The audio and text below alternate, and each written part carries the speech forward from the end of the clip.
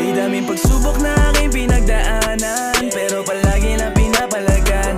Walang pake kung sino man sa akin umaharang. Di na ako aatras kaya tabi dyan. Hindi ko kailangan ng di makakatulong sa aking pagyabong, sisikaping umahon. Sa sarili lang palagi ang tiwala ko, kaya palagi ko lang gagalingan.